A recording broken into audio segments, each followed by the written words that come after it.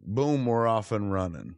Okay, go ahead, man. There's the Warner Brothers logo, so we're all synced up. Bugs Bunny steps out, proud, and also curious, why the fuck aren't I in a feature? Yeah, really. Whatever happened to me? I tried for years to get him in one, and they put him in that basketball picture. Yeah, and then they did another one. I never had my chance at bat with him. Never made sense to me that Bugs Bunny would be friends with an athlete. Well, it was a commercial, and then it's like, hey, the commercial did really well. Let's because usually he beats him up, Pretty much, like he's not an alpha male guy. He's the he's the guy the opposite of that. Yeah. He's the guy that would be making fun of the bully or tripping the high school bully athlete, whatever. I don't know. Never made sense. Anyway. Story by Allan Burnett. There we go. There it is. He came up with the story, and from the get-go, he would say, and the screenplay. There's your name, screenplay, Paul Dini, right there. The rest of the usual gang of idiots. It's Martin Pasco, who was writing and story editing on the show, and Michael Reeves, who was also writing and story editing. And so what is story? Describe for folks that don't know, what is story editing? Oh, okay. What happened was we had 65 episodes to do with the original order, and it was it's a lot of episodes to be in charge of. So what happened was they had the different writer on staff. We had like about 3 or 4 writers, and you needed to have a script coming in like every week or every other week. So the staff writers were also story editors, and that we would freelance scripts out to other writers. And so a script would come in from a freelance writer. You'd take it, you'd look over it, and so as a guy who's as a regular on staff, freelance script comes in, you can come in and be like, well, Batman wouldn't say this, and hey, this guy should be this guy, and blah, blah, blah. Very nice. It's a Penguin story that isn't working, but it would make a great Riddler story. So, okay, I'll spend the weekend with it and, rework it, that sort of thing. People who work on the Bible of the show, lifeblood, spine, bones. Now, we just saw an opening credit sequence, which just reeked of, we're going to be in the movies? Yeah. What was it? It was a computer generated sweep through Gotham City? Yeah, a little CG there. Very, very early on. Very early. Now, you look at it now, you're like, how quaint. But 1993, that was probably the most money they spent on it. Now, I read, and you can tell me if this is true, this is a $6 million movie. Yeah. Isn't that crazy? They spent some money on it. I mean, six to me is a $6 million cartoon, dude? Yeah. Who does that? I mean, that's cheap. I think cartoon movies should be about $6 million. I mean, when I hear like the latest Pixar movie is like $200 million and stuff like that, it looks gorgeous. It's a perfect simulation of life. But I think that there's a marketplace for 2D. Yeah, exactly. And I've yet to see somebody make a really funny 2D movie, 2D feature. Guys, I think there's a market for it. Like the same market that would go to see Knocked Up or Jay and Silent Bob would go to see that. So I agree, man. So get the Jay and Silent Bob cartoon out there. You could probably do it for like $2 or $3 million. We're doing it, dude. It's less than that. Oh, good. Good. Now this wound up doing almost $6 million, like 5 and change. Came out on Christmas Day. It made its. I mean, with video and everything, of course, it more than made its money back. This movie has earned Warner Brothers probably a shit ton of money at $6 million. Yeah. Toys. Mm-hmm. Think about it. Everything that's come out of this, licenses. Yeah, I still think it was interesting watching this get a theatrical release, a sort of a theatrical release, because it was it was going to be home video. Then they pumped it up to let's make it a feature. So they threw a little more money at it, and they gave us a little more time to do it. And then they got us locked into that Christmas Day delivery. And we thought, oh man, we're making a feature, and it's not going to be Aladdin or Little Mermaid or anything, but it's going to be cool. And, we'll get the big, Hollywood experience and everything. And unfortunately, at that time, Warner Brothers did not really have any experience releasing animated pictures. And the most they had done were compilations like the Bugs Bunny Roadrunner like Looney Bugs Bunny movie. Exactly. And those play kiddie matinees, you know? Basically they would take a bunch of shorts, string them together, put in some new material, cartilage material, and release it. Yeah, yeah. And the thing is, like, they're great at theatrical features, live action features. But there's not one person over there at that time who knew how Disney released a picture. So it's getting to be October, November, and we don't have there's no press on our picture at all. And we're wondering, is this thing even going to open?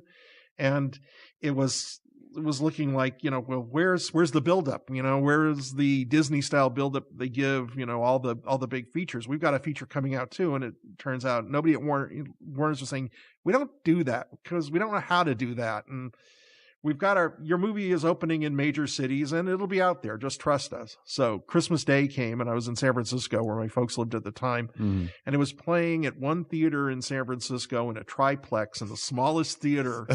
And they didn't even have a poster up. Oh, good Lord. It's a Batman movie. I know, but it wasn't to the guy showing. It was marketed as this rinky tink, like the Looney Bugs Bunny movie. Yeah, kind of like, hey, if you got kids, some 5-year-olds you want to drop off. Right.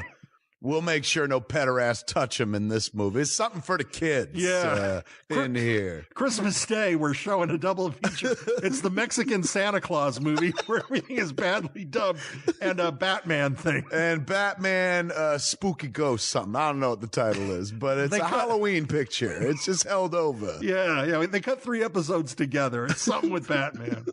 Yeah, man. It was, I would not say the most ceremonious release, but to be fair. Yeah. It's pre-internet, really. I mean, you know, the internet exists in colleges and nascent form and whatnot, but it's pre-internet, and I was still aware of it. Now, I'm a Batman fan. I'm watching the cartoon all the time, but it was on. There was a sense of like, hey, it's coming. At least in the geek community, maybe just at comic book conventions and shit like that.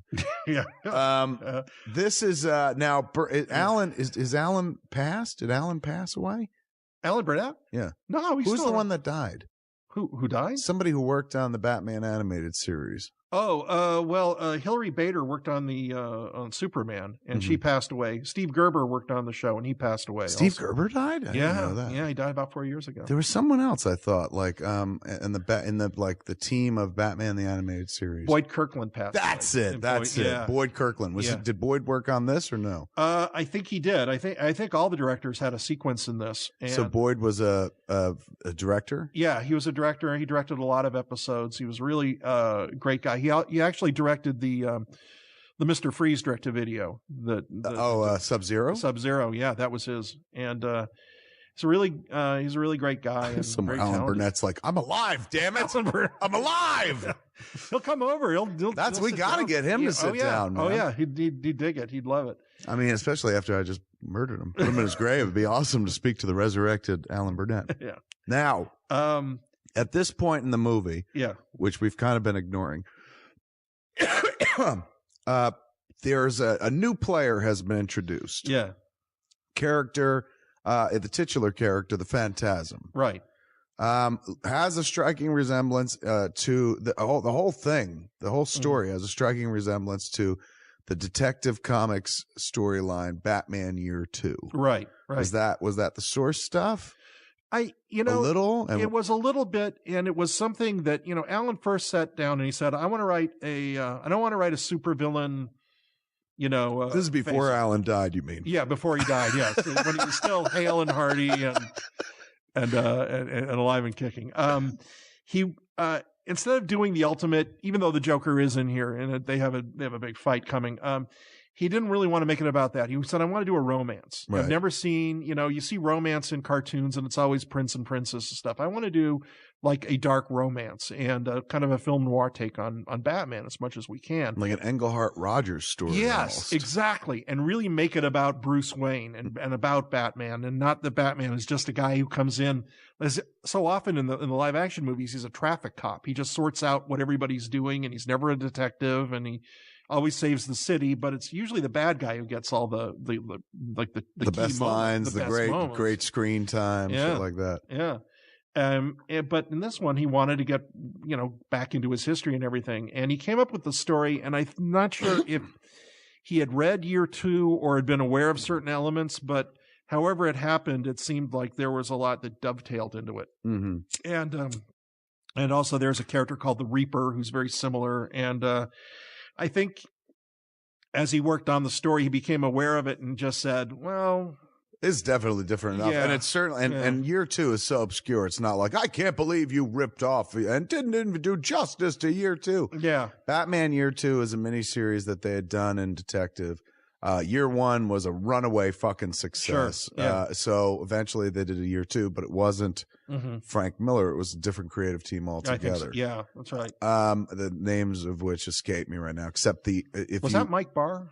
I think it was Mike Barr. I think it was, yeah. And it also had early Todd McFarlane. Oh yeah, inks or pencils and inks. Klaus Johnson inked that, didn't he? Yes. That, yeah. And Todd McFarlane, I don't think he did all the issues, but he did a few of the issues or some of the interiors.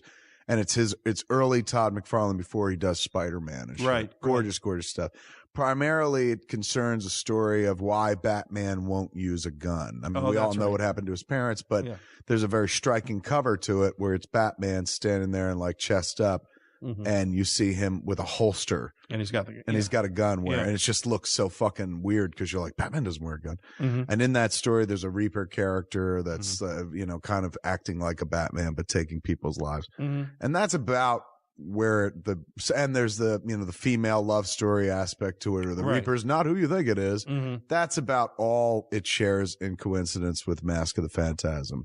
Mask of the Phantasm stands apart from the rest of the Batman the Animated Series because he none of you guys went deeply into Rogues Gallery territory, right, to tell the tale. Yes, the Joker will pop up about a half hour, 35 minutes into the movie, but he pops up as a service character. They do something with the Joker in this movie that you could never do with the Joker in any Batman live action movie. Maybe you could have done in Dark Knight Rises if poor Heath Ledger hadn't died, and said, hey, I'll come back for a few fucking scenes. But what they do is make him a C or D character, who's only meant to carry a part of the narrative at a certain point, and could have been anybody, but they went with the Joker and tied the origin of the Phantasm character in with the Joker's. But it's you can't do that in a movie where you're like, hey man, we've cast Jack Nicholson as the Joker, right? He got top billing in 1989 Tim Burton Batman movie. But imagine if he'd come back in Batman Returns for like a few scenes just to be like, here, I brought this prisoner to you, Penguin, and that was it and shit. You'd be like, holy fuck. Yeah. They wouldn't do that. But in this flick, I mean, it's a larger role than that in this flick, but in this flick, he doesn't come until later. And when he comes in, he's very much in service to the plot, not the star of the show. That being said, Mark Hamill's performance is so fucking Mark Hamill wonderful, that he owns the rest of the movie once the Joker gets into it. Yeah, you kind of wait for him to show up, and it's like in Disney's Jungle Book, the tiger doesn't show up till almost the end of the movie, but he's Shere Khan, there's that shot of him stalking, a deer, and then he hears the Mowgli is nearby, and then suddenly the rest of the movie is his. It's the same thing, same kind of structure here. Once the gangster alerts Joker that he needs help with Batman, Joker says okay, and then he comes in to do what he does. Now, lots of flashback in this story, and what we're seeing right here is a young Bruce Wayne before he puts on the cowl, doing what he'll eventually do as Batman. One of the cops in that car, of course, was a young Harvey Bullock, who becomes friends with him. A character they didn't really pull into the movies ever. No, there's one shot in The Dark Knight Rises where they're putting Selina Kyle into the general population of jail and describing or explaining, how are you gonna put a woman in with these guys? Like the Dent Act says we could fucking put women and guys together, whatever. Yeah. The cop who's bringing her to her cell is a little larger and has Bullockish type things about him where I was like, holy shit, I wonder if that's Harvey Bullock. But he's never really been dealt with in the flicks that I can think of. In the first one, the dirty detective Eckert is sort of like Bullockish, but Bullock was always a good cop. Guy. He's a rough cop, but not a dirty cop. Yeah. Eckert was the one who was just like a flat out dirty cop, who's more like his mirror in the Chris Nolan Batman Begins was what's his name? Flask. Yeah, that's right. That. Yeah. Okay. So in the flashbacks, you'll notice, look at young Bruce Wayne. We really had to fight for the flashbacks too. Really? Yeah. The studio didn't want them in it at all. They said it's too confusing. We hate flashbacks. We don't, the audience will be confused. They'll be totally lost. They're like, your audience is 3-year-olds and nitwits. You cannot, you cannot put a flashback in. Yeah. The flashback Bruce Wayne looks a little bit like what Bruce Wayne will look like when Tim does the redesign in season 3? Yeah, that's right. The first time you see him, that was when I was watching, I was struck by, oh my Lord. You look at Bruce Wayne as portrayed in current day in Mask of the Phantasm. Yeah. And he's got like something of a Ray Romano nose, and he's got that appearance that he'd had for the whole first season and stuff. But here, you kind of like the barrel chest isn't quite as pronounced. He looks a little younger in the face. And this kind of looks more like what he'll look like later on. Later on, little leaner. Now, the girl is Andrea Beaumont, the woman, if you will. She plays prominently in this story. She is the female love interest. And as we talked about, this is very much a love story. Voiced by Dana Delaney. Yes. Who would then go on to be Lois Lane. Yeah, that's right. That's right. We love Dana so much. She just took this role and was so perfect with it. And then when we were doing Superman, we thought, well, it was a one shot that she did and Andrea, but we probably never have used the character again. So let's have her back as Lois. And she did great. She's incredibly emotive. Yes. With her voice. You know what I'm saying? Like some people anyone could do animation. Some people have voices that are just perfect for it. But then there are some people whose voices are good for it, really good for it, but really know how to play it, man. She kind of has highs, lows, very rich texture of her voice. So I could see whereas she's worked consistently. Aside from Lois, they've used her in other stuff, I think, as well. She could read a Chinese takeout menu and again, make it sing. Make you melt, Now, the storyline here is that mobsters one by one are getting picked off. Right. And has everything to do with the character we saw early on, the dude with the hand. Chucky Saw was the first guy who was killed. Right. The guy with the, what would you call it? Scythe-like hand. Yeah. The Reaper. The Ghost of Christmas Yet to Come. What is now fill in the rest of the blanks. What's the plot for the cats who are so busy listening to us they haven't bothered watching? And did I just see a Jewish grave in that? Yeah. Nice. Equal opportunity. Mixed it up in there. Basically, the Phantasm is stalking criminals throughout Gotham City, hunting them down one by one and killing them. And Batman is getting the blame for a lot of the crimes because he's got a lot of the same MO. And as Batman investigates the killings, he becomes aware that there's a common thread between all these gangsters. And then the gangsters become aware that somebody from the old days is stalking them too. And that's what causes one of them, Sal Valestra, to go hunt down the Joker. Because as we will find out later, before he was the Joker also had a connection to these guys. It's weird. I know that the Killing Joke is, kind of the accepted origin of the Joker. But at one point in there, he says, if I have a past, I prefer it to be multiple choice or something like that. And when I started writing the character, I kind of deviated from that origin. I said that could be part of his personality. Nobody can say that he wasn't a failed comic or he had aspirations, but I've always sort of liked the idea that the Joker was kind of a guy, a nameless hood working for different gangs and kind of working up through the power structure in Gotham. And that he's never had a name. He's always been called a series of, nicknames like, hey, hey, Whiskers, hey, Matches, hey, Needle Nose, or, Smiley or Sunny or whatever his name happens to be. And I've even gone back to that in some stories that I've written in the comics that sort of put him in when you'll see a certain hoodlum showing up here, which is, later becomes a Joker, spoiler, but it's, this or you wouldn't be watching, but I did a story with Alex Ross, which again is sort of like, almost like hearsay from accounts of old gangsters that sort of deal with that old identity of this shady guy in a bowler hat who'd manipulate people in order to sort of, increase his power in Gotham City, which I think is where the Joker comes from more than any place, at least in my way of thinking.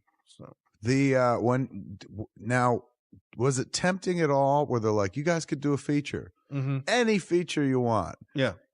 Naturally, I'd be like, we may never pass this way again. Yeah. Everything should go into this movie. You guys showed incredible restraint. Yeah. By actually telling a story that can stand alone and didn't really require experience in the Batman animated universe, technically. Right. Like, this is a standalone story that still works very well within the world of Batman the Animated Series, but it feels definitely like it was designed to stand apart by itself. Now, you could have done that with all the Rogues Gallery, but instead kind of this approach. Was there ever like consternation from up above, like more villains, less romance? In a world where they didn't want flashbacks, what did they want to replace it with? More fighting, more toys?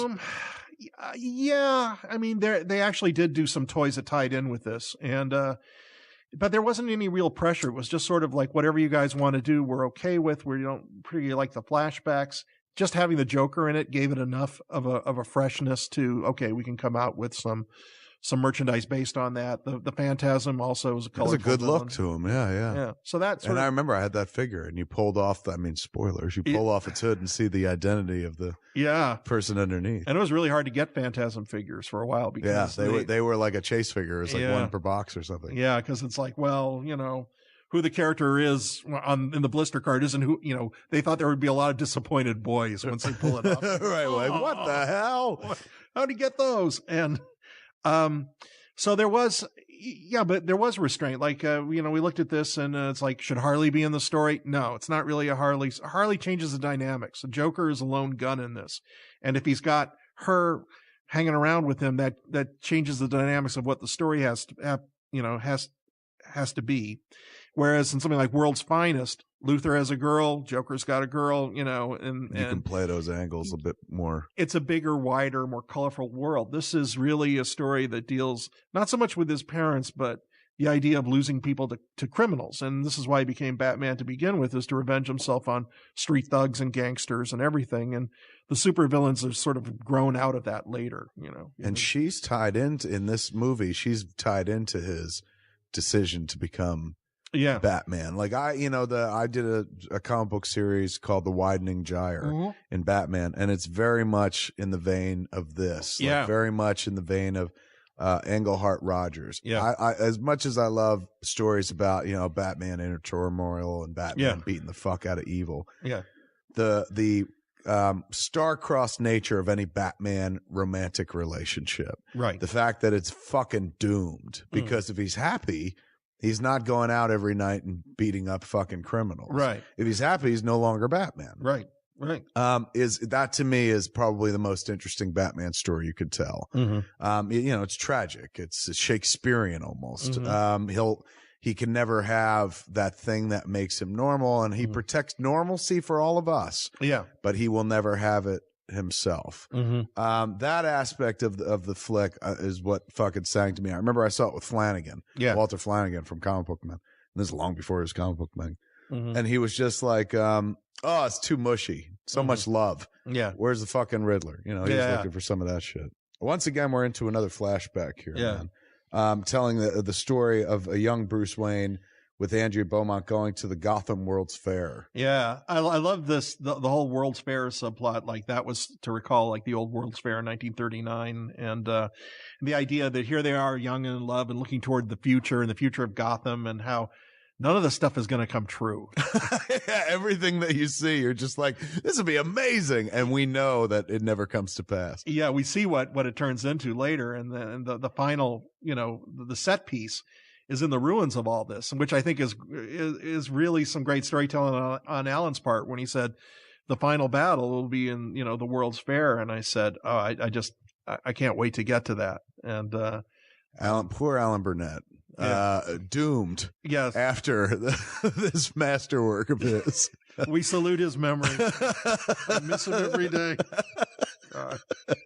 If I remember correctly too, there's at one point, like, you see that we just saw Gotham miniaturized. Yeah. At one point, look, he sees a car. Yes, there he is. He's daydreaming about it. Yes. Yeah. This is a fucking very cool moment. I remember that, man. Yeah. Because there's a nice, Shirley Walker, of course, did the score, again, for the Batman, animated universe and here in Mass of the Phantasm. And there's a nice flourish on the car. Yeah. Of, ominous of, what may be, what's to come. But in the giant, miniaturized Gotham room, don't the Joker and Batman fight at one point? Like, it calls to mind the giant fucking phones. Yes, exactly. Oversized props that was all the rage for a little while in the era of comic books. Yeah. And there's callbacks to just about everything, in Batman lore. And then when you pick up on little things like him looking at the car, it's like, oh, that's where he got the idea for that. And it's fan service, but at the same time, it's cool. It's fun. Kevin Conroy, man, front and center. Yeah. And granted it's a cartoon or it's an animated film, but every actor, I imagine, dreams of headlining their own feature. Yeah. And there he was, man. And gets to play a bunch of different shades. It's not just like, this is finished Joker. Yeah. He gets to be romantic lead and whatnot, play younger, play older. Who else? And who are the other voices? You had like Abe Vigoda's one of the voices. Abe Vigoda. Hart Bachner plays the Bruce's rival in this movie. And what's interesting was his dad, Lloyd Bachner, played the mayor in a lot of the episodes, Mayor Hamilton Hill. Right. And so Hart came in and did the voice of the guy. Was Hart Bachner the dude in Die Hard?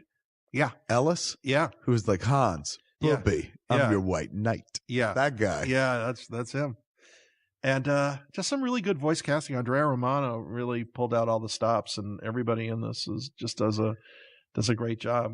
I think the mark of success, like you said, this is a really good Batman story. It's a story that cannot exist without Bruce Wayne and Batman, and you don't need Robin, you don't need Arkham Asylum, you don't need all the bells and whistles. And when moments do happen, they happen very organically to the, leads in with the Joker or the gangster element. This even more so than any of the episodes or the entire run of the show has that art. There he is, man. Yeah. The man who will be Jay. Yeah, there he is. This has the look and feel of Art Deco that was in the Superman Fleischer cartoons. The Mask of the Phantasm really is there's that moment we saw a shot maybe about 2-3 minutes, maybe 5 minutes back, Batman in the rain, and there's a close up on his cowl and the water coming off it. That just looks like the Fleischer Superman shit. Yeah. But the look of it's so weird because the look of old Gotham, which is only, I guess, meant to be 20 years prior or something like that, maybe 10 years prior. Yeah. Is so Art Deco, man, more so than even present day. Yeah. Gotham. There's a lot of style, man. You could tell like somebody was like, you guys got some money, go crazy. But you didn't have time. No. How long did you have to do it? Somebody said it was like 8 fucking months. 8 months, and Radomski killed the crew, in a good way, just got them to do their best. Everybody was really psyched to do it.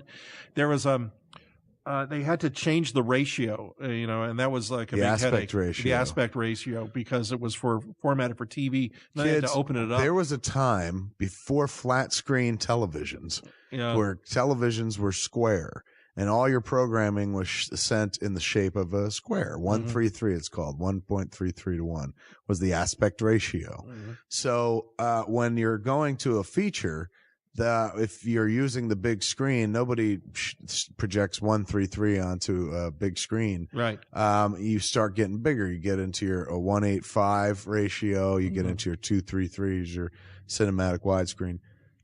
You guys want 1:8:5 with this? Yeah. So essentially everything they normally work in a little square, all of a sudden the entire animated series team had to work in rectangles. And they had already started working, for TV, and because it was meant to be straight to DVD or straight to video, straight to video, DVD at that point. Yeah. When did they pull the trigger? At one point, did they see it and they were like, "We like it, let's go theaters," or had they seen nothing and didn't care?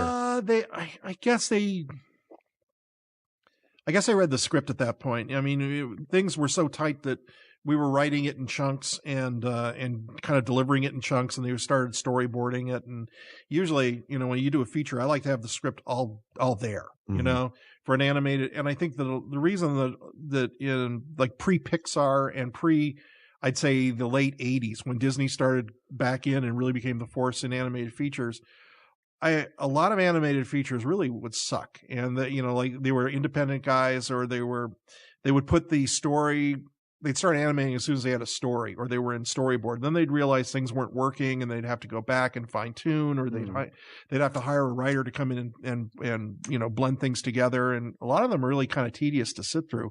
But, when you work from a finished script, you know, a lot of animators and directors will say, oh, that's too confining. It doesn't give you a chance to experiment or anything. But at least if you have a script, then, and you're not wedded to it, you can deviate from it. You can open up certain sequences. You can have some fun and play with it, as long as you don't forget what the story is about. And with this, we were pretty insistent that it stay close to the script. But a lot of, you know, within the action sequences, the directors really had a chance to open up. You know, you can't ignore what the plot is. You can't change the ending to make it happier or sadder. You have to stick to that. But within this framework, if there's things that are not working for you, bring it in. We'd have a weekly meeting and, you know, what's working, what's not working.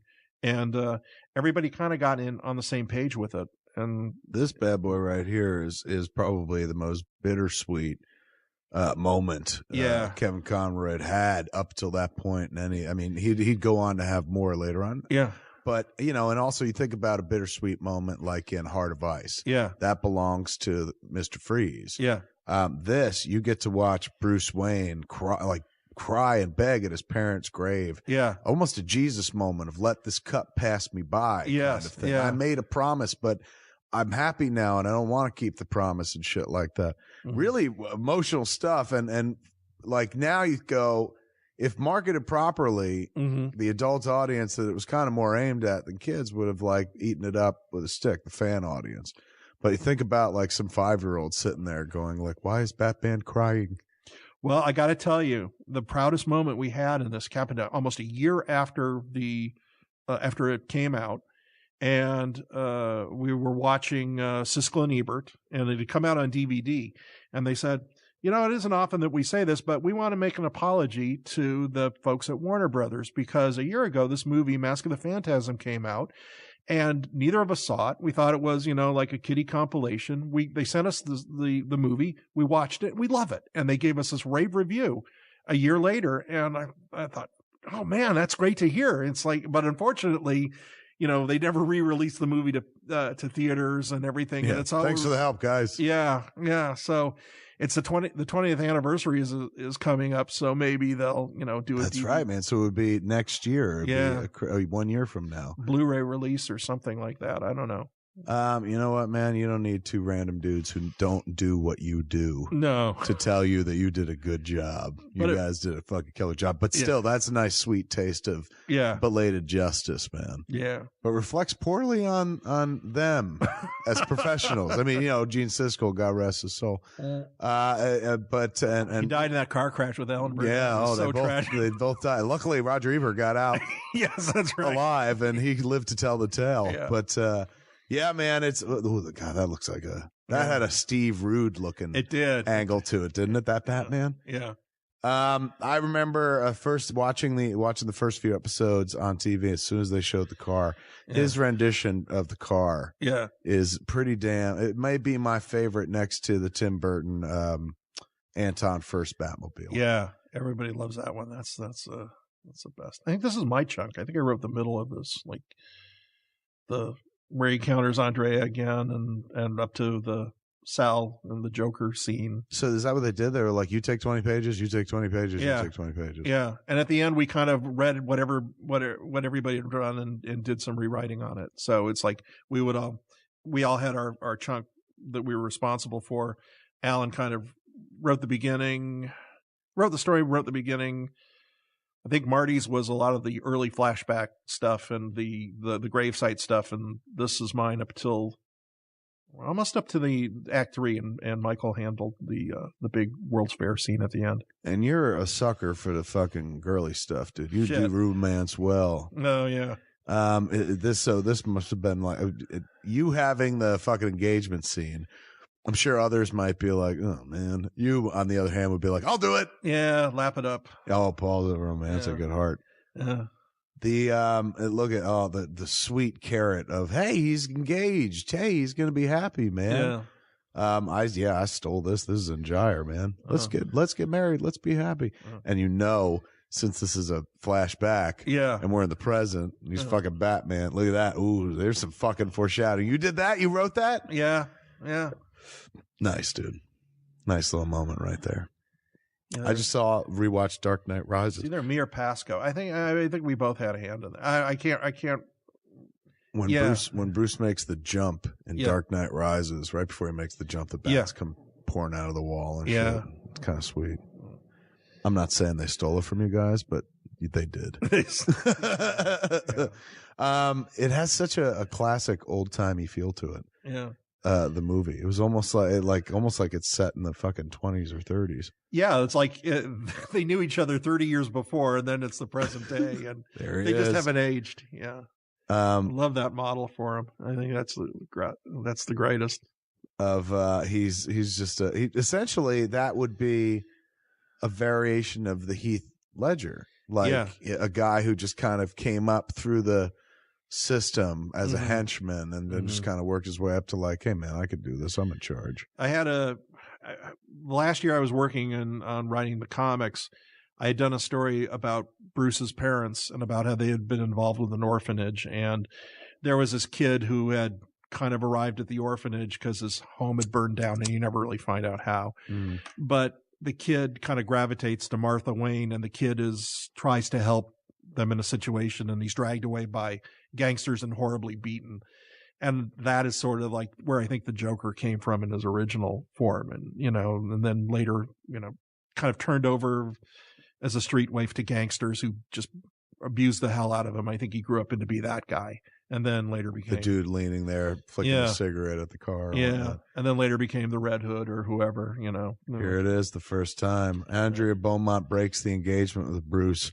Yeah. And this is him dressing up. This is it. Fuck it. I got no love. Yeah. This is what I'm going to do for the rest of my life. Yeah. And I remember this moment he puts on, doesn't Alfred gasp? He's like, oh my God. Yeah.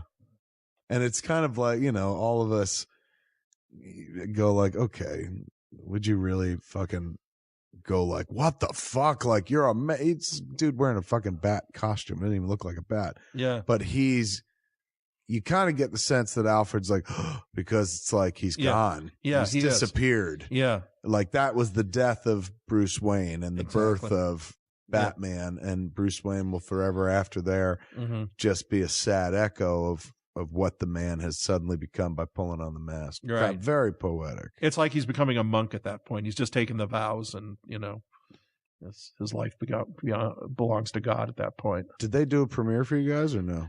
Oh, no. We never get anything like that. There was no Mask of the Phantasm premiere. To be fair, let me point out the other big animated film of that year, Lion King. Oh, yeah. It also came out.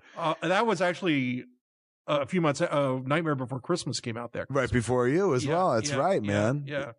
I think we had a no-host gathering at the candy machine, something like that. We were like, good job, guys. Yeah. We did good. And there he is. There he is. I mean, he'd been in there before. You didn't know it. You'll find out when you watch all the end of the movie and whatnot. That Hood leaning there, flicking cigarettes. Yeah. Was a young Joker, but here he is, man. Mark Hamill enters the picture and steals the show from here on in. That's Abe Vigoda, right? Abe Vigoda, yeah. How delighted must Mark have been? But like, dude, he talked about it. It's just like he loves doing the voice. He's great. He is the Joker. He stands up at the mic and he gets it. He does all the gestures and he gets into it. And if the story we were doing is based on a adaptation of an old story, he pulls it out of his comic collection so he can study how the artist drew him and bring some of that to the character. Physicality to the actual performance. Yeah. Okay, this is definitely the part I wrote. Some of the Andrea stuff I might have written, but I think that was mostly Marty Pasco now that I think about it. And it's been 20 years. But this definitely, I remember before we decided to make this the House of the Future, he was always going to be living in like an amusement park or something. And I wanted him, instead of Harley, to have this thing called a Laughing Sal doll, that he would talk to. And that's a thing they used to have at carnivals, which is this grotesque carving of a woman that rocks back and forth and shrieks. I was like, yeah. You can find them on YouTube. What's it called? The name for it? Laughin' Sal. Okay. And so it's like this, it looks like a big drunken woman lurching back and forth like she's got the fits laughing. And they used to have them outside of amusement parks and, fun houses and everything. And I thought, well, that should be the Joker's, hench girl in this one. And then we decided to go quasi-futuristic. And then, so we got the house, the housewife robot. Wife of the future. Yeah. Robot housewife of the future. Yeah. And we looked at a lot of stuff like old, Walt Disney, Disneyland drawings and things like that, and plans for the House of the Future and World's Fair stuff. It's funny because it doesn't, for an animated film, it's not very cartoony. Yeah. Until he gets in. There's that one moment that just happened a few beats ago where he like rushes over to the car and zings in. Zing! Yeah. And that's like if you've been watching the movie up till now, that's the most animated cartoony thing you've seen. He brings that element in a big bad way. Remind you, oh yeah, he's a fucking, this is a cartoon. Yeah. Other than that though, prior to this, and even including some of this, man, like this will probably mean nothing to anybody now because there's been so many advances in animation and it's become such a huge medium in and of itself. Yeah. But this in 1993, this was positively Ralph Bakshi-esque. Yeah. You know what I'm saying? Like Ralph Bakshi was a director who took animation incredibly seriously. Whenever I say Fleischer Superman refers to the animation, what would you call him? Director, filmmaker, animationist, cartoonist, Max Fleischer, who did these series of Superman shorts that just take animation and treat it very grown up and serious. Right. It's not Oswald the Rabbit or Steamboat Willie. They're actually doing something it's animated, it's cartoon, so it's still a children's medium, but it doesn't feel like it's aimed at a child. It's graphically beautiful. And there's like a real difference, like the same, some of the same artists would work on Popeye and then they'd work on Superman. And, when Popeye slugs Bluto, his body stretches and squashes and there's weight and movement and everything. But when Superman has to fight those robots, they really had to go back and kind of come up with a different science to figure out how a real person would really deal with that. And isn't that weird? Somebody had to imagine what that would be like. Like what happens if somebody hits something that's like a refrigerator? Yeah. We have to visually interpret that. And then that visual interpretation is passed down through the ages to people who eventually try to make it in live action form and stuff like that. Everybody's informed by animation. Oh, I remember writing this scene. This was a lot of fun. She's slugging back liquor, man. Yeah. And the only one here controlled by their parents is you. Ooh.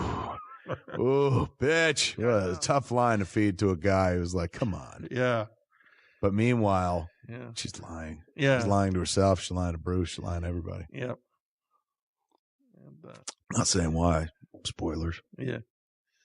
There's the Phantasm high up on the roof getting ready to make another kill, man. Yeah, she's going after Salva Lester this time. Even old wheezy man with an oxygen tank. Even he is not to be spared. And ultimately we find out that this is not Sal, right? This is if I remember correctly, this is a Joker setup moment. Yeah, but it's Sal. Is it Sal? It's what's left of him. So Joker kills him. Double crossed him. Yeah. And then through oh my Lord. Yeah. And you wrote this part? Oh yeah. So Joker doesn't do a favor for anybody unless he gets his digs in. I always think that a really good Joker story has a lot of stuff going on. It's great to have, the usual Batman versus Joker. That's all fun, but Joker always has some sort of ulterior motive, like, a bigger picture. Yeah. He's spinning a bunch of different plates. Yeah, exactly. Yeah, it's a never-ending M. Night Shyamalan movie with the Joker. I remember this shot was in the trailer and the TV commercials. Him coming up over, the Phantasm, if you will, coming up over that ladder. And the Batwing makes its first appearance in the flick. I wish to God we got silent for a minute there, geeky. Yeah, because we were both just like Batwing. That was, look, I'll go with the visual reinterpretation of the Batmobile as a tumbler. Yeah. But I was disappointed with the bat. The bat, yeah. In Dark Knight Rises. It didn't look like anything. No, looked like they had, part of the tumbler just blasted it off and was flying. Which I guess was the idea of like the design, but it looked more like what Aquaman's ship would look like, fucking in night mode or something. It looked like a lobster. It looked like a flying fucking lobster. I'd like to apologize to parents right now for the design of the Batwing, because I know they made that in all sorts of sizes, and that thing must have hurt like a motherfucker stepping on it with your bare feet, because we had a die-cast set, and that thing was really sharp. Yeah. And I just know that some, more than a few hundred parents must have stepped on that thing when the kid was done playing with it. And the same with Batman. And been like, Dana, you fuck. This begins a Batman chase sequence. Yeah. That's until, we had the recent cinematic version of Dark Knight Returns, animated cinematic version. This was as close as you got. Yeah. And I remember watching this and being like, holy shit, this is like fucking year one. Yeah. Holy shit, this is like Dark Knight where they're fucking hunting him. Yeah. I never liked the idea that Batman should work really close with the police. He should always be like one step away from getting fired on by the cops, even at the best of times. What a pimp move, man, right there. He just fucking like, I don't even know how you would describe it. Yeah. He threw himself over the roof of the building by shuffling back over his ass. I mean, I'm sure there's a gymnast type name for that move or whatever. But what's beautiful about the visual medium is you can see that, and then cut to a shot of him just soaring through the air, and not have to fill in anything in between to be like, what happened? Yeah. About how far down did he pull whatever it is that's making him that turned his cape into something, and blah blah blah.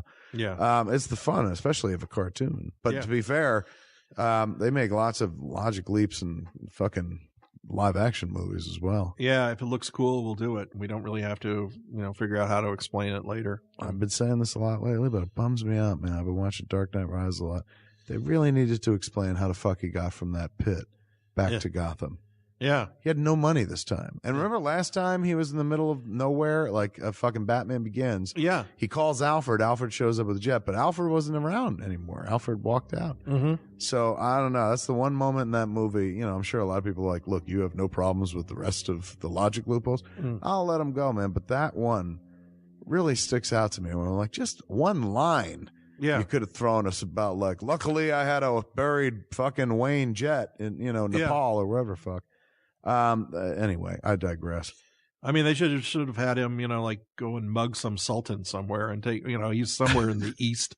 Just go to some rich guy's house, beat the crap out of him, take his ATM card and go. There better be a 20-minute featurette about how the fuck he got back on the new Blu-ray that's coming out.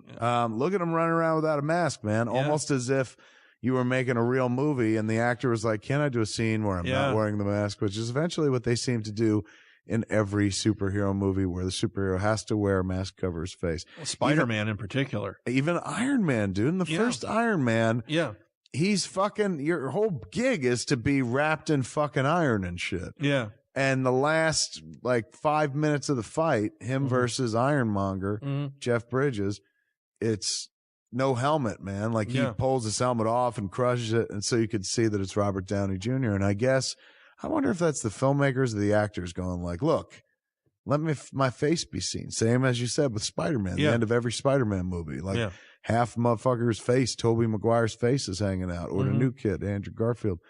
What is that? Do you think it's the storytellers or the actors asking or demanding for it? I personally, if I was doing it, I'd be like, leave him a fucking mask on. The whole movie's about this motherfucker in a mask. Yeah. Why are you taking it off at the end? And I guess maybe for people unfamiliar with the genre, that's the whole point. They're like, yeah, man, but that's like dramatic 3-arc structure. Yeah. To get to the point where you unmask him and blah, blah, blah. But I just remember that scene in the first Spider-Man where he's like, the Green Goblin kind of knocks out Spider-Man and they're on a roof together.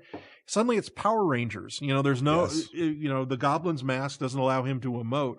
And nobody's ever done the Goblin, like he looks in the comics, who actually kind of looks like the Joker a bit, where it's his face. Yeah, yeah. Just happens to have green power or green mask over it, but it's his own face. I think a lot of it is, it might be the actor who says, look, if I'm going to have a hero turn, why should my whole face be covered? And here's what I would say. I would say, why? Because then you don't even have to be there. Yeah. Like, we'll shoot this shit without you, man. You go home, see your kids, or fucking, if you don't have any kids, go try and make some kids. We'll take care of this. Don't worry about it. You'll do it in ADR. Yeah. And you'll fucking bring a whole new level to it, but we got this. Yeah. This is yet another flashback in the flick. You guys got about shit, man. It feels like maybe 8 to 10 at this point. Yeah. And no wonder fucking Warner Brothers was like, "What the hell?" Yeah. But the audience goes with it. That's because it's a well-told story. Yeah. I don't think they were expecting that. I don't think they knew that it would be a drama, and I don't think they disliked it. I just think they felt it was unfamiliar. They thought it would be the loony Batman movie. Exactly. Yeah. Yeah. What Bob Hastings once again on board as Commissioner Gordon. Yeah. What else has Bob Hastings done besides Commissioner Gordon? Well, remember McHale's Navy? Yeah. He played Lieutenant Carpenter on McHale's Navy. He played Joe Flynn's sidekick in that show. And he would do a lot of sitcoms and supporting roles. He was Archie Andrews on radio way back in the day. Mm-hmm. And not so much voiceover work, but we got him on, as Gordon, and he was just wonderful. Consummate actor. He's terrific. And Alfred is Ephraim Zimbalist Jr. Stephanie Zimbalist's dad? Yeah. And Stephanie actually did a voice for us, the trial episode. She played this DA character that sort of had the hots for Bruce and hated Batman. And Stephanie Zimbalist, for those who are like, who the fuck are you guys talking about? She was on, what was the TV show that was hers? Not Scarecrow and Mrs. King, but one of those. Yeah, it was. Remington Steele. That's right. She was the chick in Remington Steele. Yeah. To his Remington Steele. Right. I don't remember much about that show except for the fact that he was not who was presented. She was the brains, but he was the image. That's right. But there was one episode of that show which captured my imagination as a kid so much so that it still sticks with me to this day. They had found a recipe for a calorie-less chocolate chip cookie and people were getting killed for it and stuff, and I was just like, that would be worth getting killed for, or worth killing for, to get your hands on a chocolate chip cookie that doesn't fucking make you gain weight or something like that. The Keebler elves are like ninjas coming after you. Look at this right here, man. The insinuation. Oh, well, he definitely did it. And fucking slipped her bat pole, man. Yes. She slid down it right to the hilt, bitch. She's wearing his shirt. Yeah, that's right there. That is animation communication for fucking he's dripping out of her right now. That's right. They've been as intimate as they can get, kids. Look. Yep. Look how high that fucking... Wearing his shirt and nothing else. You can almost see ass cheek it right there. Now, are we flashbacking still? Yeah. Yeah. So this is young Bruce Wayne. Yeah. So she still hasn't been like late. Or is the this is flashback. Wait a minute, no, we're present, man. It's present day. Alfred's got the gray hair. So this is the first time Bruce has gotten a little fucking poontang. That's right. Since back in the day. Yeah. Perhaps. Unless like somebody's gonna be like, no. Well, here, man, you're the author of that episode. It took Zatanna. Oh yeah. Did they have intimacy back in the day? Yeah. I mean, I think like he was hanging out with him, like being a stagehand for a while Zatara taught him John Smith. John Smith, yeah. And she had the hots for him. And I'm sure they messed around a little bit. Yeah. And they wanted me to go back to that in the comics, and I did, and sort of turned Zatanna into sort of like one of the many girls who sort of had the hots for him. And did he consummate? In the comics recently? No. I always thought it would be a horrifically bad idea. It's interesting to actually play with the idea, but... There it is. Joker to find. There it is. But I actually think that if he had a relationship with her and got into all the magic shit, I think it would be corruptive of him. It's not corruptive of her because she understands how to balance it. Right. But it would be like, you could make one bad guy disappear. Why not make all of them disappear? That's true. And they would wind up really like killing each other. This ability that you have. Yeah. You can change people's mind or wipe them out. Why not? She's forbidden fruit for him on that level. He has to tough it out. Joker and the big Joker sombrero. There he is. That flat hat. That's a holdover from the Marshall Rogers, Steve Englehart days. It is actually, right? Yeah. Started wearing that. And which Joker did you prefer, this rendition or the second version with the black eyeballs? This one. Yeah. And Bruce and I actually had some fights over it. And I said, look, he's a clown and he's a threatening one, but you got to keep, clowns are very expressive in their eyes. And I agree that there are shots of him where he's got those little rat, pinpoint eyes that are just great and terrifying. Mm-hmm. But I don't know that it works all the time, so I prefer him here where you can actually see more of the emotion. And I don't agree that some people claim like his face should always be frozen in the grin. It just robs him of the emotion. He should be all over the place. Particularly in the animated version of the character, and in the comics, it's like you've got a still image you're working with, or an animation, you know, a colorful, a grotesque image of the real world. Right. Play with that. Like, I get it in the movies. If you're gonna, you know, he's got a rictus grin like the Joker, or he cut his fucking mouth like the Joker in the recent Batman. Fine, but here, I agree. It's just like Batman's eyes. Batman's eyes, even though it makes no fucking sense whatsoever. Those white slits are wonderful when they're expressive. So when you see him as Batman reacting with sadness to something, they change shape. Or in what was his name? Norm Breyfogel's Batman would use those slits and be wide-eyed with them. He really redefined, as far as I'm concerned, using Batman's lack of eyes, or using the cowl slits and the whites that they replaced with his eyes, which is something they can never do in the movies. I remember in the first Sam Hamm draft of 1989's Batman flick, the one where he talks about, you know, Gotham, it looks like hell has erupted from the pavement. He described Batman's eyes. He gave him he tried to do what's in the comics. Right. And, you know, you couldn't say like it's white fucking blanks, but he said it's like they were reflective surfaces. And so you couldn't see the man's eyes under that. Right. And when Tim Burton went to the shooting stage, he didn't. He was like, look, I got an actor. I want to see his fucking eyes, and blah, blah, blah. And that's something you can't do. At least you couldn't do until now. With a cowl, make it expressive. Now, in the age of like Rorschach's face mask in The Watchmen, if you really wanted to spend the money, you could, but it would look fucking weird and creepy. You know, it's something. It's a conceit that the way they drew Batman with the blunked out eyes in the comics, it was always effective.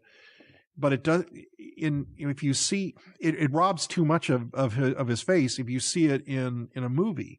Yet there are times like in Star Wars, Boba Fett's mask, the design of that sort of like that T shape gives him, I don't know how to describe it, kind of like a threatening look. And I remember talking to George Lucas when I worked for him. We were talking about using Boba Fett in some of the cartoons, and he would say like, Why do you think they like that character so much? And I say, it's the shape of the mask more than anything, because unlike Vader, that are two eyes, there's something about Fett's mask that just goes down to this T shape, and you're never really sure, you know, he's glowering at you. He's some sort of, it just adds this element of mystery and threat to him. Menace. And it's something that the blunked out eyes wouldn't give Batman. But the fact that you can see their human eyes there, that kind of makes him even more crazy that an actual person would put on this mask and go parading around. Right. Instead of black out his eyes. Actually seeing his eyes and being like, why would a human being really do this? Like this, the whites remove the humanity of Bruce Wayne and kind of replace him with the Batman. Right. But in the cinema, man, since you can't do the whites, I guess it is kind of fucked up seeing a person's eyes through that mask. Yeah. It just, I don't know. It's such an interesting character, you know, the way they always convey that threat through the redesign of the mask time and time again. Every movie gets a new costume, it seems like. Yeah, well, it seemed like they would for Dark Knight Rises and Dark Knight, he shared pretty much the same. Once he reshaped the cowl into like a motorcycle helmet type of thing, so it was independent of the neck. He pretty much stayed locked into that design. I was so delighted that there was not like a third act snow variant in Dark Knight Rises or something like that. But to be fair, in Widening Gyre, I threw in a Batman snow variant costume. Just because, you know, in the story it kind of worked, but also you see those figures all the time. Batman action figures. Batman wearing variants of his costume that you've never seen him wear anywhere. So, an all weather variations. So I was like, I'm going to toss this in. Here is Batman about to get attacked by the Joker yet again in the history of his life. Beautiful little sequence, though, where he picks up the phone and the Joker kind of calls him because he knows. And kind of dissolves in over him. Yeah, I love that. It was really well done. Now, Radomski, is he the dude that figured out, hey, man, let's do shit on black paper? Yeah. So it was kind of cool for him to be able to make a feature, I imagine. Yeah, absolutely. I guess it would never be the opposite of cool. It's not like, no, it sucked for him. It was hell on earth. Sucked to make a feature. It might have eventually gotten there to the point, man. Like, what happens is your dream comes true. You get to make something fucking that you never in a million years thought you'd make, or something that you go to a movie theater to see. Oh, there's the Joker, man. Mm-hmm. And the impression here is that the Joker killed her father, right? Yeah. All them years back. He just, picks up a snack and goes on his way. And that's what turned her into, if it's been revealed yet, the Fantasm. Yeah. Spoilers. God, where was I? I'm sorry, I got lost. We were talking about, the look of the character and the mask and everything. And making a movie. Yeah, it never becomes tiresome. And until movie comes out. Yeah. And if it doesn't get received the way you want, then you're like, yeah. All that time for what? But it's like, 20 years later, man. Yeah. You look back, you're like, Jesus Christ, they let us make a fucking whole Batman cartoon. Yeah. Yeah. Every once in a while, you're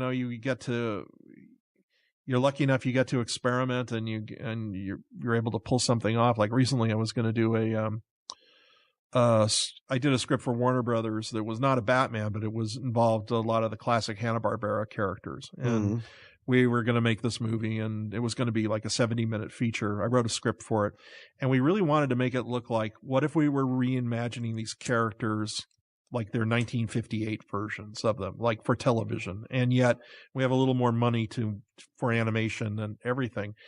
And it would have been a lot of fun, but it ultimately, and artists were lining up to do it. For whatever reason, it fell through. But God, all these artists wanted to go back and say, oh, we want our shot at doing that. We want our shot at the original HB characters and the original designs, and what can we bring to that?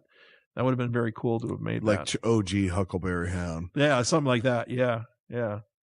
Here's this great sequence here, the reveal of Phantasm and everything, and it's Andrea coming for the Joker, the guy who killed her father, for the last of the gang, and there's this great, I love the fact that bang, she gets slapped in the face. He bops her with his baloney. Yeah, but now it's I like the thematically now they're kind of degenerated into these caricatures of what they originally were, and she's become this killer and trying to stop another killer, and she has become what Batman never would have been, never wanted to be, a guy who's just ruthlessly stalking killers and hunting them down and without remorse and everything.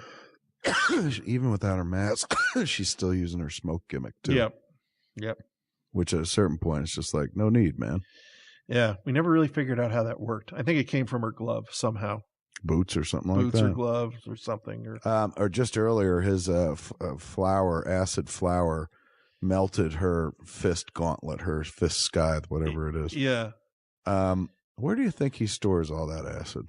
And what's it stored in? Some kind of lead-lined fucking pouch? I think he's got some sort of, some sort of lined, bladder type thing in there that he can change out. He can make it water or acid. Getting ready to be either of these guys, Batman or the Joker, must be exhausting. Yeah. You know what I'm saying? Like, I pull on the same fucking outfit all the time. Yeah. And it's underwear, jeans, shorts, or jorts, if you will. Yeah.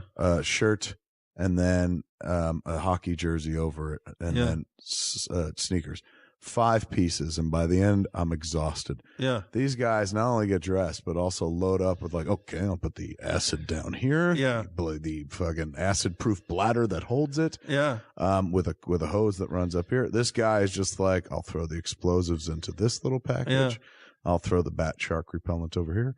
It just takes a long time to get ready for this fucking war on crime. Man. That would make a great story. Almost like a wordless story, as you see on one half of the page.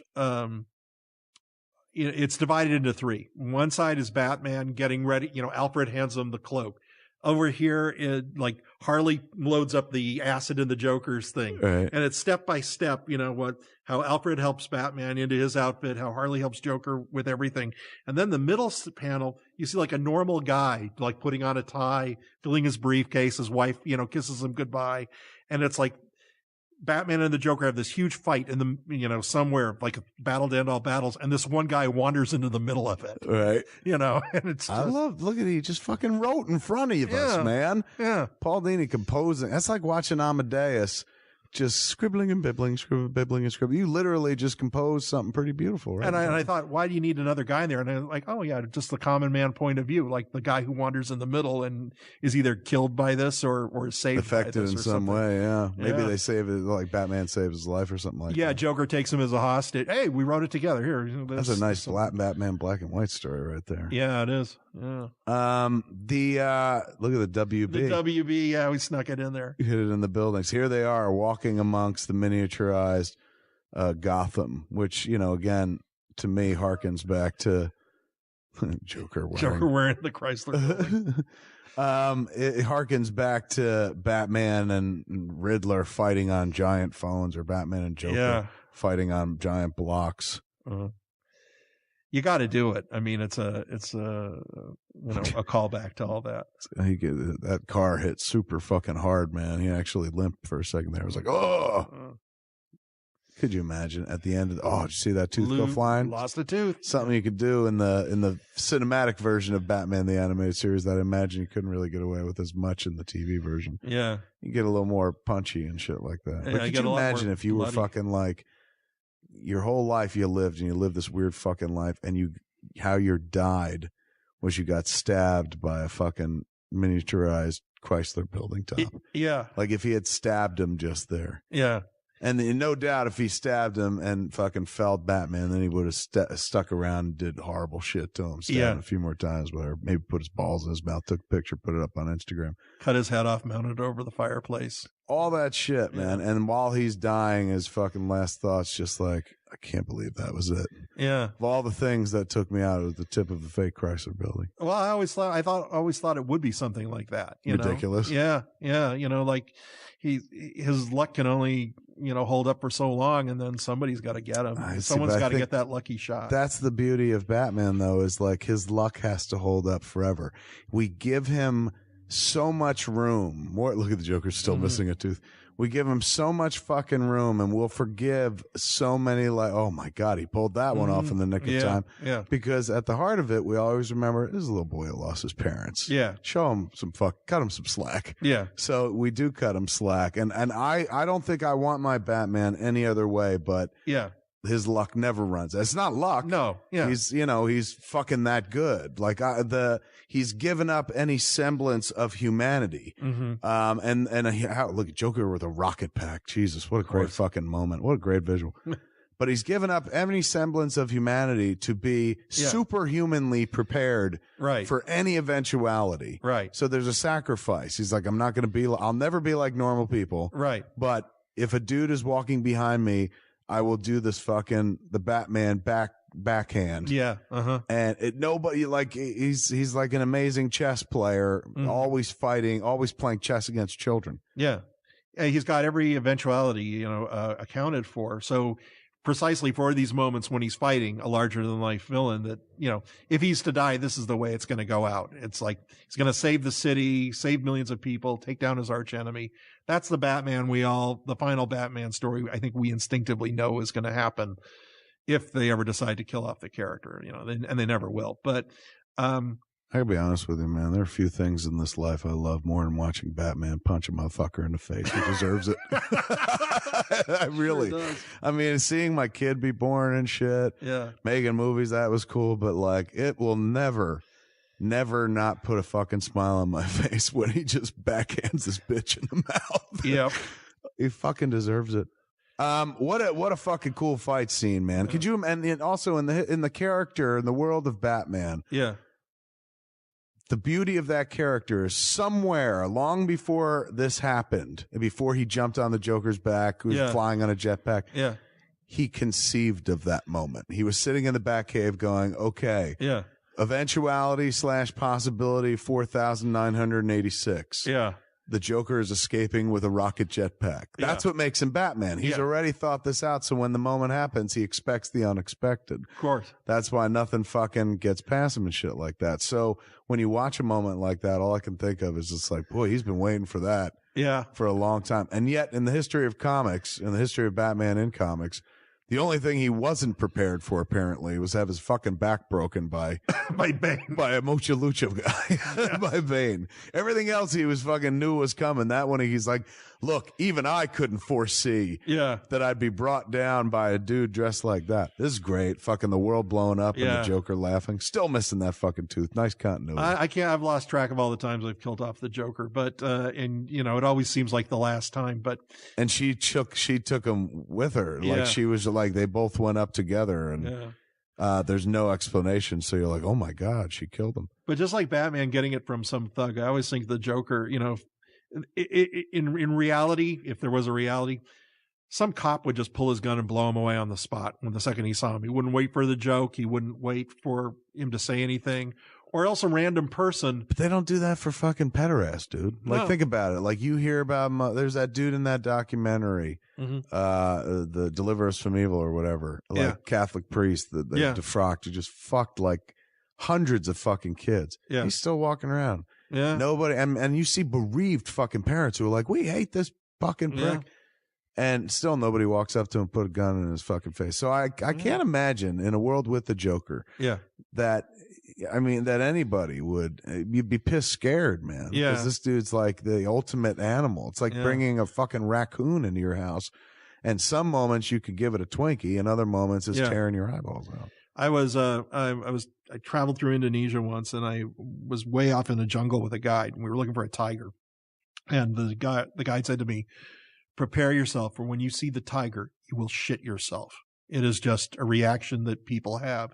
That when they first see the tiger, you're going to crap yourself. You're going to go all over yourself because you can't stand to be in the presence of something that powerful and realize it's right there and I'm right here and there's no barrier or anything. And he was talking like a native person would. And that's sort of like the reaction I think that normal people have when they see the Joker, you know, oh yeah, the Joker lives in town. He got out, you know, he menaces people. But can you actually imagine pulling away from an ATM, counting your money and standing there? He's just there smiling at you. And you don't know, do you want the money? What do you want? You want to use the machine? You would fall to your knees and just whiz yourself on the spot. Did you shit when you saw the tiger? Were you scared? No, I didn't. You were brave? I was actually in water. And I didn't even piss the water. What happened was we were hiking and we'd gone a long way, and then he jumps in the water in some jungle pool and starts in a river and starts swimming. And he goes, come on in. And I'm going like, there are things that are going to crawl up my dick and they're going to kill me. Yeah, that's more terrifying than a fucking tiger. Yeah, man, I'm not going in there. And then it's hot. And I go, okay, I'll come in a little bit. And I started wading in. And then he goes, quiet. And there was no monkey sound. There was no bird sound. There was just silence, just a rippling water. And he goes, over there. And over there, about 50 yards away, it was over in the bushes. And we realized like we'd been hiking all day. It had been 50 yards in front of us the entire time. And it had stopped and actually come out to see what we were doing. And I got a good look at it. It was kind of in the shadows. And I didn't crap myself. And I don't think the guy did either because there were no logs floating in the water. But he said, and we got to look at it, and then we went away, and he said, he's letting us leave, so we left. Something weirdly more powerful. That's true. As a human being, rarely do you fucking face your position in the food chain without a weapon. Yeah. For an animal of that size. Yeah. I mean, shit, even a cow get really pissed at you, man. Yeah. Like, you'd be in some trouble, but a fucking tiger? Yeah. That would reduce me to feces. I've been hiking and come up against a couple of things, so I don't know. Mountain lions and shit like that. Yeah.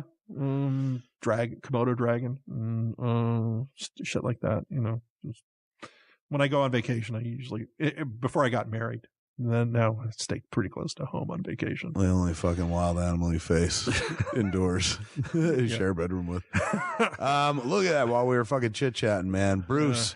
Lost the girl. Yeah. Sad once again. Yeah. Back to work, man. Yeah. But look, this is the upside. Yeah. He got laid. He did. And for the time being, in his mind, he's like, holy shit, maybe this Joker problem is over. Yeah.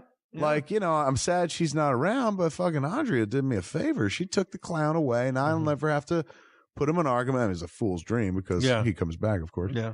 But at least for a little while, he didn't have to fucking do it or wrestle with, should I kill this fucking clown or I can't because of my parents and shit. And he got his fucking dick wet, man. He got to revisit. Yeah, granted, he'd been with her back in the day, but he seemed to really like her. He wanted to marry her. Yeah. So it's his attitude is you can't go home again, and there's still crime out for me to fight. And some really shitty people died. Yeah. So it's, I'd say, a good week in the Batman's life. Kind of win-win. Yeah, across the boards, man. He's looking all mopey at the end. But if I'm Alfred, I'm like, look, man, here's a nickel's worth of free advice. You got your dick wet. Some shitty people are gone out of Gotham. Joker may be dead for all we know. Chin up, cheer up, Charlie. I'd sing him a fucking song. And besides, if you had married her, she would have gone psycho at some point. Yeah, dude. Obviously, she had issues. And the two of you together, you know, who knows? So better you find out now. Let's just call some of that at-home takeout pussy, Bruce. You and me back to the cave. But break out the little bat book and like Catwoman, maybe. Well, the nice thing is that Talia. You've got so much money, you could literally just be like, dress up like Catwoman. Yeah. Like he could probably, well, number one, you're always like arresting Catwoman or having her arrest her or whatever. Yeah.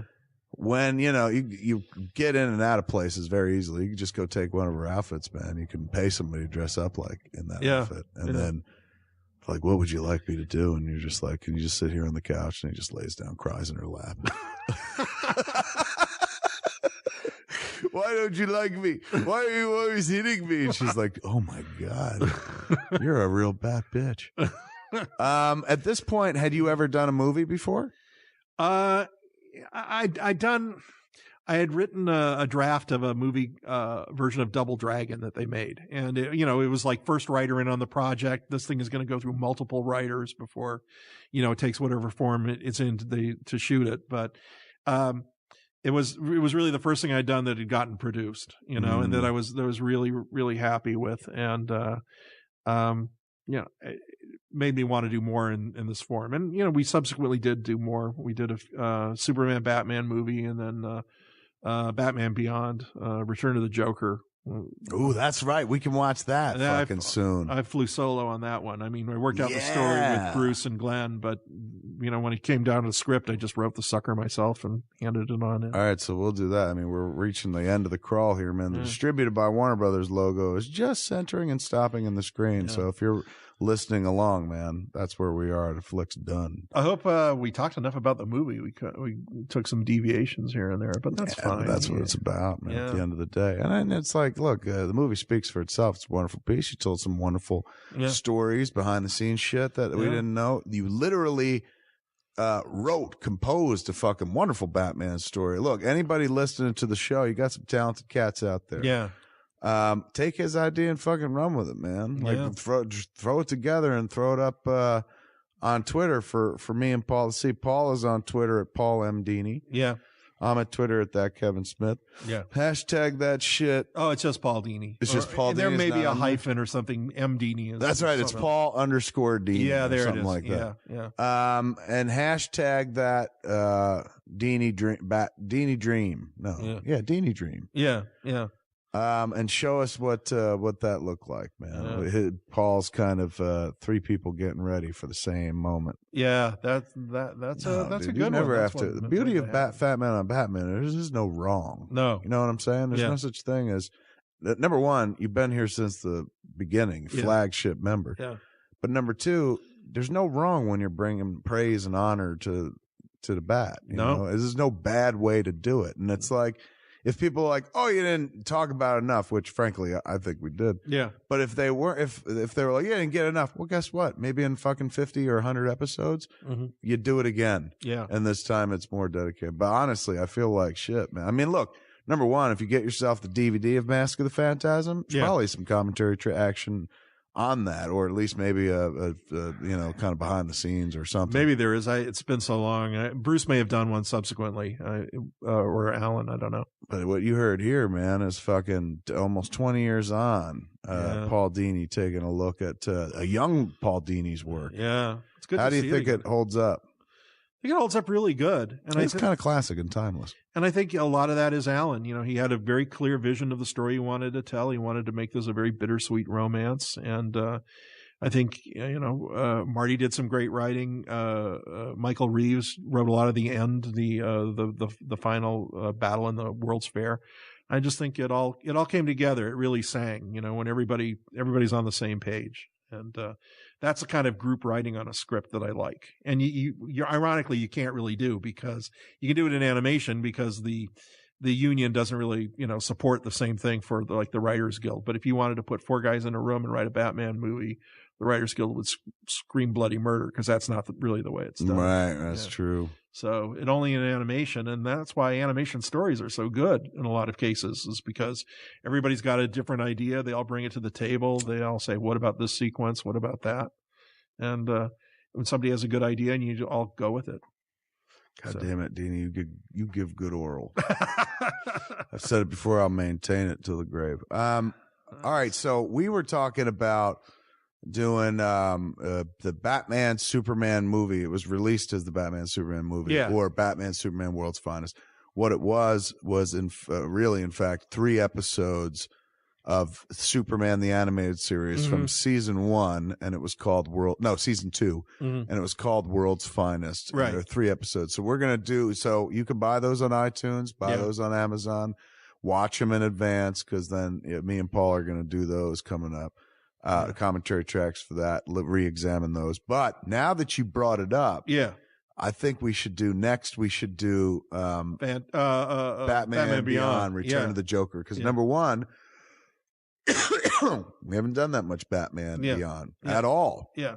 There's been reference to it and stuff, but we have never done a dedicated episode. Also, it's got the flashbacks working for it. It does. And also that particular story has, it's tied in with the past of Batman and stuff like that. It's so older at that point. It's tied into the animated series. Yeah. In a really cool way. So let's do that one next, man, because that'll be nifty. I know you're going away, for Thanksgiving. You're going back to Detroit with your lovely wife, Misty. Paul is married to a fucking magician. How awesome is that? That's pretty awesome. That's like being married to Zatanna. Yeah, in a lot of ways. Yeah. In a lot of ways. And it's great. She's doing kind of a Q&A tomorrow night at the Magic Castle. That'll be a lot of fun. Get out of here. Yeah, a profile of her at the Magic Castle, and she's. Does she work there a lot? Yeah, she's she's one of their seance mediums. So she does like a regular seance show, which is a lot of fun. She just did a seance show for Katy Perry for her birthday, and that was a lot of fun. And she was working all through Halloween, and she'll do tarot readings, and she's working toward doing a stage show there at some point, probably next year, a bigger show. And she's doing a lot of voiceovers and acting and just a ton of stuff. She just did a pilot today. I don't think I can talk about it, but nice an animation pilot, and she really had a lot of fun doing that. So when you get back from he's going away for Thanksgiving. When you get back from Thanksgiving, we'll do Batman Beyond, Return of the Joker. Yeah. Then after that, we'll do World's Finest. Then after that, let's see, what else can we do? I hope you have other guests in between, because it's why?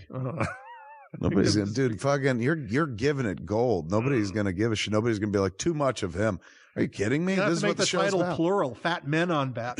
That's true. We'll change the title. Yeah. It is no. You're bringing it, dude. And this again, the show has become largely about the animated series. Sure. And you are, it's most heralded chief chronicler. So. It makes sense. And I've never seen 1 ounce of complaint. Believe me, I'll tell you if people are like, fucking enough with him. But come on. Yeah. Are you kidding me? When the moment you referenced Batman Beyond, and then we started musing about that being the next one. Yeah. We're recording this, so we cannot hear in real time. but the sound of a billion boners launching at once it broke the sound and time barrier, and I still heard it here in the past. Oh, come on. That's exciting stuff. A great disturbance in the force. Millions of fans getting a boner at once.